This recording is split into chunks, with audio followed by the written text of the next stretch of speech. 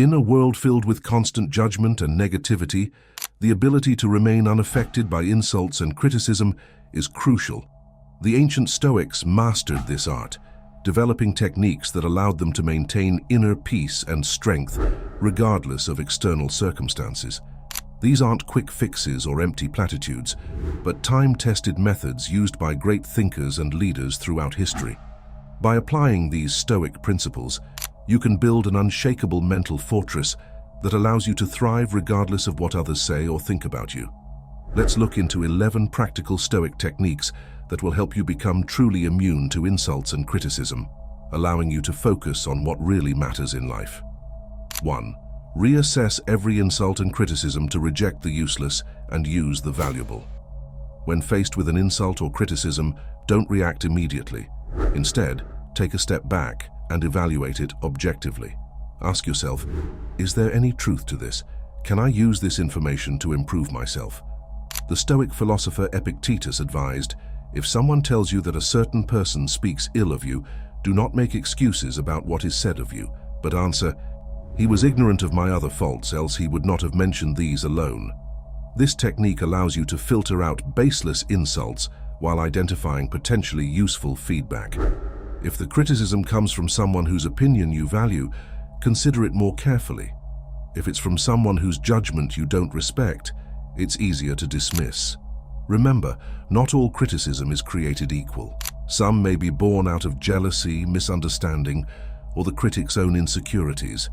By reassessing each instance, you can extract valuable insights while discarding the rest. Practicing this technique regularly will help you develop a thicker skin and a more balanced perspective. You'll become less reactive to insults and more proactive in your personal growth. 2. Recognize that most insults are just empty words with no real power. Words only have the power we give them. Marcus Aurelius, the great Stoic emperor, wrote, "Choose not to be harmed, and you won't feel harmed. Don't feel harmed, and you haven't been." This profound insight reminds us that insults are often just empty words unless we allow them to affect us. When someone insults you, pause and remind yourself that their words are just sounds or letters strung together. They have no inherent power to hurt you unless you give them that power.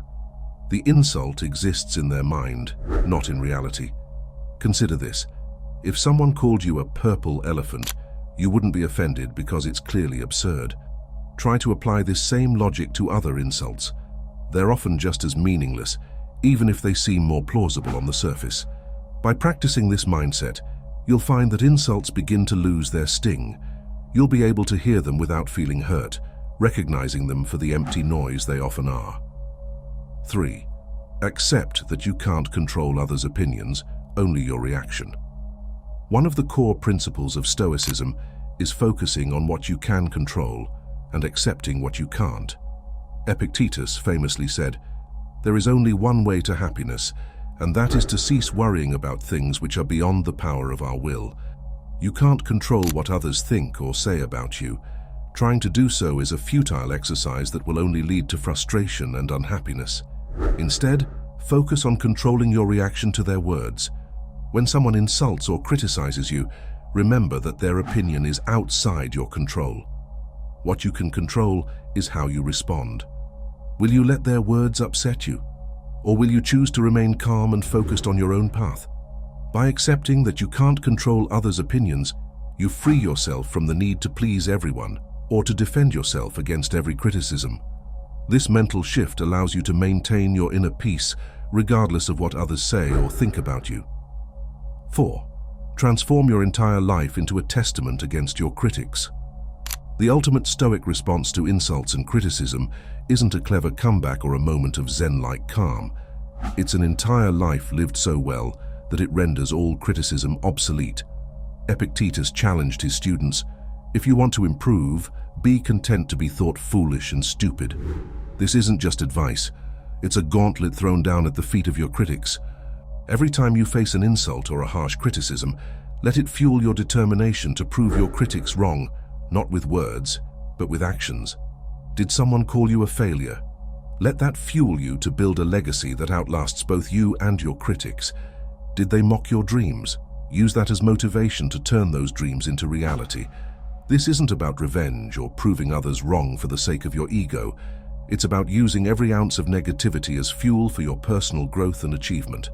It's about living a life so extraordinary that your critics eventually become footnotes in your story of success. Remember, the true measure of your immunity to insults isn't how little they affect you in the moment. It's how much they drive you to greater heights of achievement and personal growth. In the end, your life itself becomes your response, a response so powerful that no insult can stand against it. 5. Develop a cosmic perspective to shrink the power of insults. To truly become immune to insults and criticism, you need to zoom out, way out. Marcus Aurelius regularly reminded himself of his cosmic insignificance. "You are a little soul carrying about a corpse," as Epictetus used to say. This isn't depressing, it's liberating. Regularly contemplate your place in the vast universe. Consider the billions of years that came before you and the billions that will come after. In this cosmic scale, how significant is that insult you received yesterday? How important is that criticism of your work in the grand scheme of things? This cosmic perspective doesn't make you passive or apathetic. Instead, it frees you to act boldly and authentically, unburdened by the small-minded concerns that plague those trapped in a narrow worldview. When you truly internalize your cosmic insignificance, petty insults and criticisms lose their power to wound you. Use this perspective as a reset button for your mind. Whenever you feel overwhelmed by negativity or criticism, take a moment to contemplate the stars, to think about the vastness of space and time. From this vantage point, your current troubles will shrink to their true size, mere specks in the cosmic ocean. 6. Master the art of the delayed response to disarm critics. In the heat of the moment, when insults are flying and emotions are high, the Stoic masters their impulses. Epictetus advised, "Remember, it is not enough to be hit or insulted to be harmed. You must believe that you are being harmed." This principle is the foundation of the delayed response technique. When faced with an insult or harsh criticism, your first task is simple. Do nothing. Don't react. Don't respond. Don't even change your facial expression if you can help it. This pause, this moment of non-action, is your superpower. It's in this space that you reclaim control of the situation. Use this pause to ask yourself crucial questions. Is this criticism valid? Does it align with your own self-assessment? Is the source credible? What would be gained or lost by responding immediately? Often you'll find that the wisest course of action is continued silence. If you do choose to respond, do so from a place of considered strength, not reactive weakness. Your words, chosen carefully and delivered calmly, will carry far more weight than any knee-jerk retort. Remember, the goal isn't to win the interaction, but to maintain your inner tranquility and dignity. 7. Cultivate a stoic sense of humor in the face of insults. Humor is not just a defense mechanism, it's a powerful offensive tool in the battle against insults and criticism. Seneca, despite his serious reputation, understood the power of laughter. He who laughs at himself never runs out of things to laugh at. This isn't just a clever quip, it's a strategy for invincibility. Develop the ability to laugh at yourself before others get the chance. This doesn't mean becoming self-deprecating or a pushover. It means having such a strong sense of self that you can find humor in your own foibles and missteps. When faced with an insult, try to find the absurdity in the situation. Is someone criticizing your appearance? Imagine how ridiculous they would look if their criticism were physically manifested. Is a colleague nitpicking your work? Picture them as an overzealous cartoon character, magnifying glass in hand, comically searching for flaws. This stoic sense of humor isn't about deflection or avoidance. It's about putting things in perspective. Most insults, when viewed through the lens of cosmic insignificance, are genuinely funny. By cultivating this mindset, you're not just deflecting negativity, you're transmuting it into a source of joy and resilience. 8. Know that most criticism is the reflection of the critics. Retaliate in a more empathetic manner, with the goal to help them grow and see good for what it is. When faced with criticism, it's crucial to understand that often the words hurled at you say more about the critic than they do about you. This Stoic insight isn't just a comforting thought, it's a powerful tool for personal growth and interpersonal understanding. Consider the possibility that the person criticizing you is projecting their own insecurities, fears, or unresolved issues onto you. Their harsh words might be a reflection of their inner turmoil rather than an accurate assessment of your worth or actions. Armed with this understanding, you have the opportunity to transform a potentially negative interaction into a moment of growth, not just for yourself, but for your critic as well. Instead of responding with defensiveness or anger, approach the situation with empathy. Try to see beyond the surface of their words to the underlying pain or struggle that might be fueling their criticism. This doesn't mean you have to accept their words as truth, but it does mean you can respond from a place of compassion rather than confrontation. Your goal in these situations should be twofold: to maintain your own inner peace and to potentially help your critic grow. Respond to their criticism with genuine curiosity and openness. Ask questions that might help them reflect on their own motivations.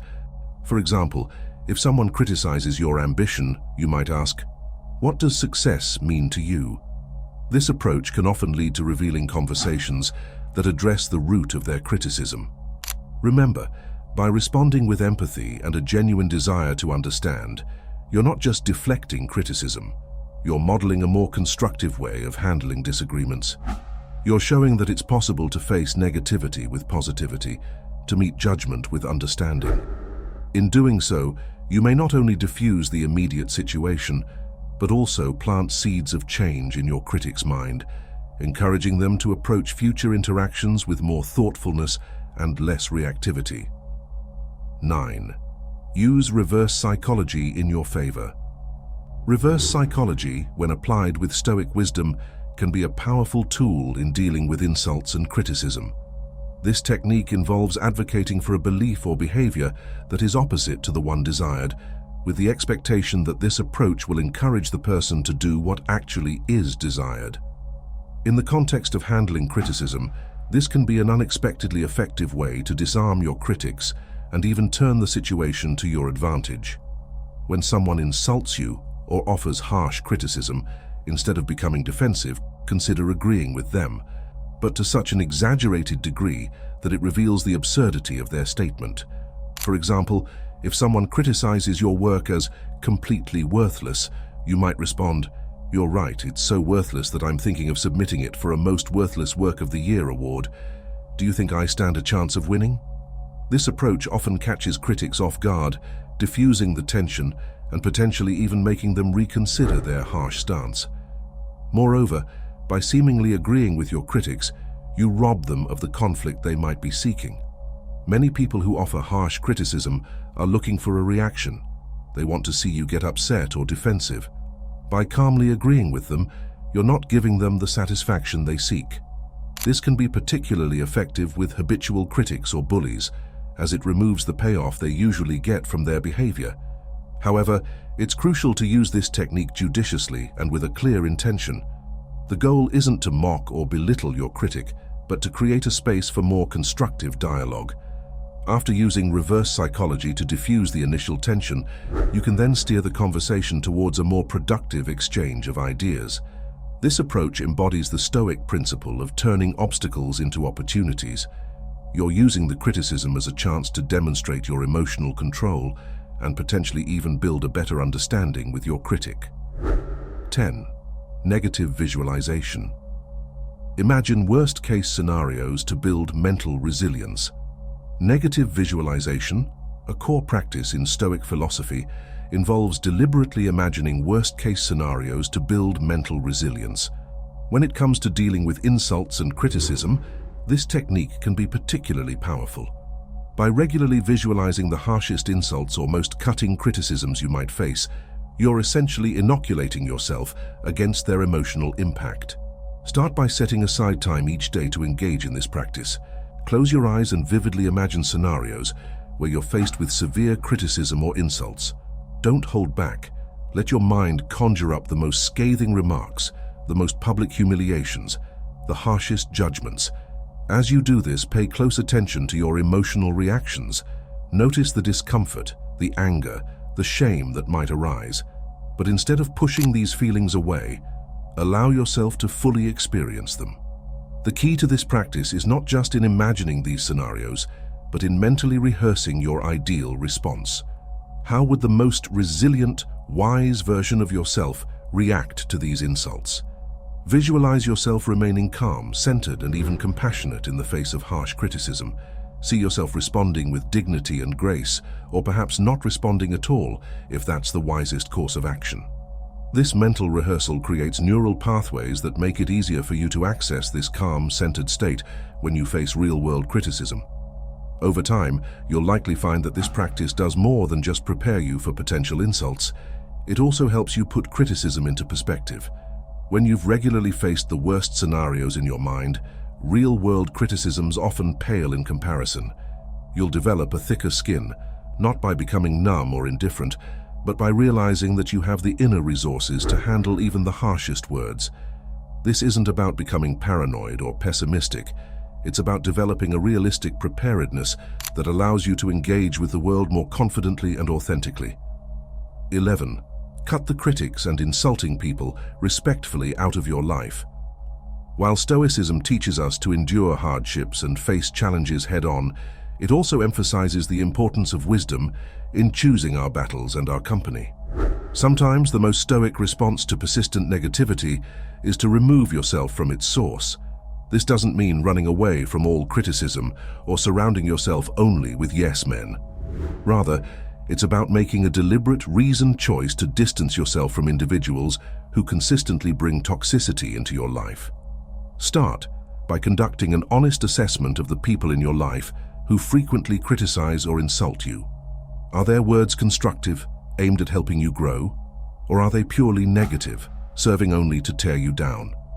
Consider the impact these individuals have on your mental state, your productivity, and your overall well-being. If you find that certain people consistently leave you feeling drained, discouraged, or angry, it may be time to create some distance. However, cutting people out of your life should be done with intention and respect. This isn't about dramatic confrontations or burning bridges. Instead, practice what the Stoics would call virtuous disengagement. Communicate your decision clearly and calmly without resorting to insults or blame. You might say something like, "I've realized that our interactions often leave me feeling negative, and I need to prioritize my mental well-being. I think it's best if we reduce our contact." Remember, this process isn't just about removing negative influences. It's also about making room for positive ones. As you distance yourself from persistent critics, seek out relationships with people who challenge you constructively, who inspire you to grow, and who support your journey of self-improvement. By curating your social circle in this way, you're not just avoiding negativity, you're actively creating an environment that nurtures your personal growth and resilience. This is fully in line with the Stoic principle of focusing on what you can control. In this case, the company you keep and the influences you allow into your life. If you have made it this far, comment down below with the word 100% to confirm that you have received the knowledge from this video. For more interesting topics, make sure you watch the recommended video that you see on the screen right now. Thanks for watching.